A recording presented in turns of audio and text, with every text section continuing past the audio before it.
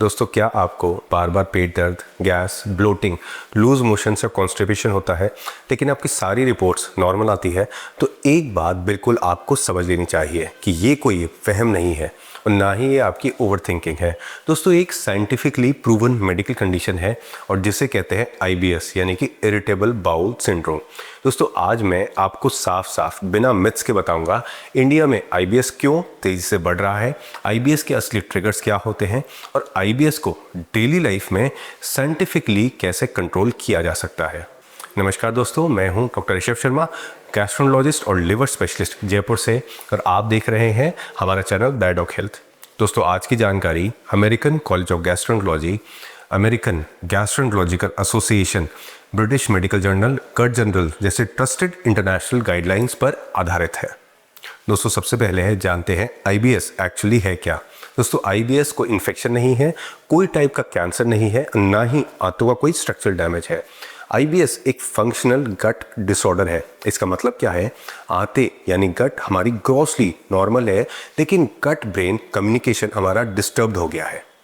दोस्तों, हमारी आंतों की नसें ज़्यादा सेंसिटिव हो जाती है और नॉर्मल गैस या फूड से भी पेन, लैट्रिन यानी कि इच्छा या ब्लोटिंग होने लग जाती है।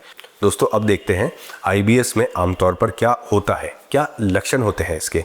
IBS में पेट में बार बार दर्द रहता है और अक्सर साथ में गैस और पेट के फूलने की फीलिंग आती है।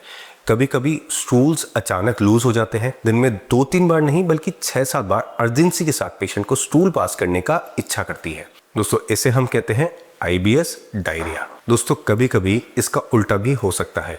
कई दिनों तक पेट सही से पेशेंट का साफ नहीं होता। पेशेंट को पेट साफ करने के लिए जोर लगाना पड़ता है और दोस्तों ये होता है IBS कॉन्स्टिपेशन। और दोस्तों, बहुत से पेशेंट्स ऐसे भी होते हैं जिन्हें कभी डायरिया यानी दस्त, कभी कॉन्स्टिपेशन होता है यानी मिक्स्ड पैटर्न, जिसे कहते हैं IBS-M। ये पेशेंट के चलता रहता है। लेकिन दोस्तों, IBS का बहुत क्लासिक साइन है स्टूल पास करने के बाद पेट के दर्द में कुछ ना कुछ आराम मिलना, राहत मिलना। दोस्तों, यही चीज़ IBS को दूसरी बीमारियों से अलग करती है। यह मेरी एक टिप है कि आज से बस एक छोटा सा आप काम कीजिए। मोबाइल में या नोटबुक में लिखिए कि आज क्या खाना खाया है, पेट ने कैसे फिर रिएक्ट किया और दिन भर स्ट्रेस कितना था। 3-4 हफ्तों में आपको खुद समझ में आने लगेगा कि आपका पेट किस चीज़ से बिगड़ता है और किस से आपका पेट शांत रहता है। दोस्तों, अब अगली बहुत इंपॉर्टेंट बात समझते हैं। इंडिया में IBS इतनी तेज़ी से क्यों बढ़ रहा है? दोस्तों, सबसे पहला और सबसे इम्पॉर्टेंट कारण है हमारी बदलती हुई इंडियन डाइट। आजकल हमारा खाना ज़्यादा पैकेट बेस्ड हो गया है। Bakery items, refined flour, excess sugar, artificial sweeteners, ये सब चीज़ें सीधे हमारे गट माइक्रोबायोटा को डिस्टर्ब करती है। जबकि traditional Indian gut fibre rich home cooked food की आदी थी। आज सिचुएशन दोस्तों इसकी बिल्कुल उल्टी हो गई है। लो फाइबर और हाई एडिटिव्स। अब यहाँ ये एडवाइस है कि हर मील से पहले खुद से बस एक सवाल आप पूछिए, ये खाना नेचर के कितने ज़्यादा करीब है या फैक्ट्री के? अगर जवाब फैक्ट्री है तो ऐसे फूड की क्वांटिटी आज से ही बिल्कुल आपको कम करनी है। अब दोस्तों, दूसरा कारण है स्ट्रेस और पुअर स्लीप, जो IBS का सबसे अंडर एस्टिमेटेड ट्रिगर है। दोस्तों, याद रखिए IBS एक गट ब्रेन एक्सेस का डिसऑर्डर है। लंबे टाइम के तनाव से कोर्टिसोल यानी स्ट्रेस हार्मोन हमारे शरीर में बढ़ता है।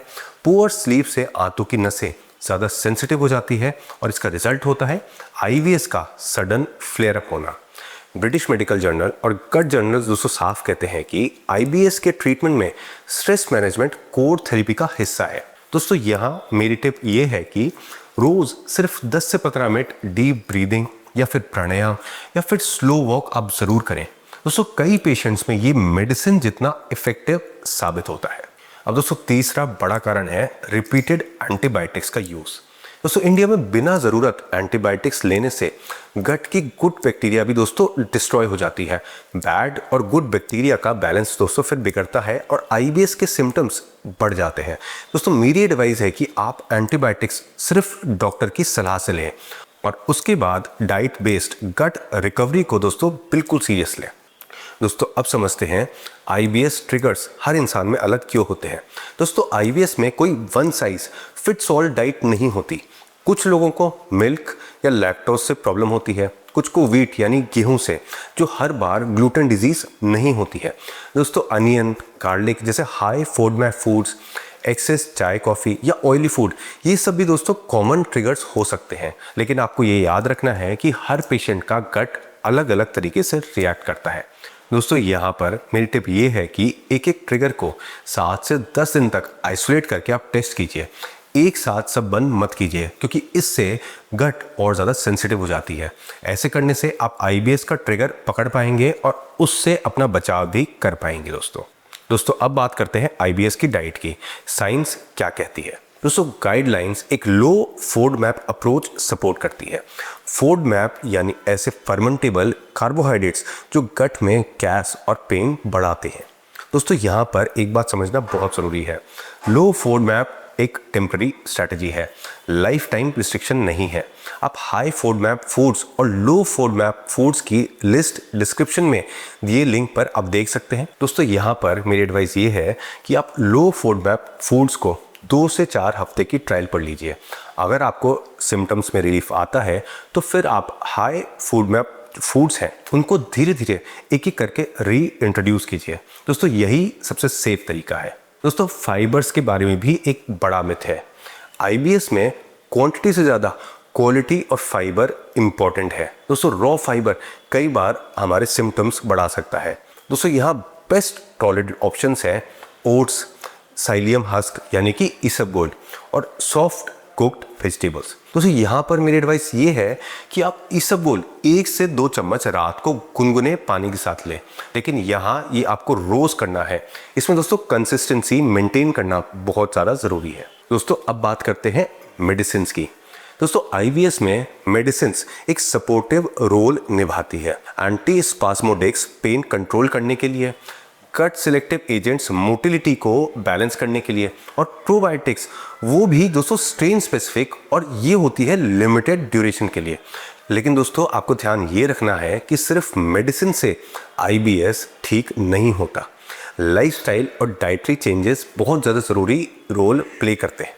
दोस्तों मैं आपको ये एडवाइस दूंगा कि अगर लाइफस्टाइल चेंज के बिना सिर्फ मेडिसिन पर डिपेंड आप करेंगे तो दोस्तों रिलैप्स होना ऑलमोस्ट आपके गारंटेड है। अब दोस्तों ये डिस्कस करते हैं कि क्या IBS लाइफ लॉन्ग प्रॉब्लम है।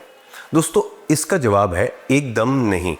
दोस्तों IBS एक मैनेजेबल कंडीशन है और सही अप्रोच से 70 से 80% तक सिम्टम्स कंट्रोल किए जा सकते हैं। और दोस्तों आप ध्यान रखें कि IBS कैंसर में कन्वर्ट नहीं होता है, लेकिन अगर हम इसे इग्नोर करते हैं, इसके सिम्टम्स को इग्नोर करते हैं, तो फिर दोस्तों एंजाइटी और क्वालिटी ऑफ लाइफ वो ज़रूर बिगड़ सकती है। दोस्तों यहाँ पर मेरी एडवाइस ये है कि डॉक्टर बदलने से पहले आप अपने रूटीन को, डाइट को और स्लीप को इम्प्रूव करें, अपने रूटीन को इम्प्रूव करें, और ये चीज़ आप कम से कम 30 दिन तक करें।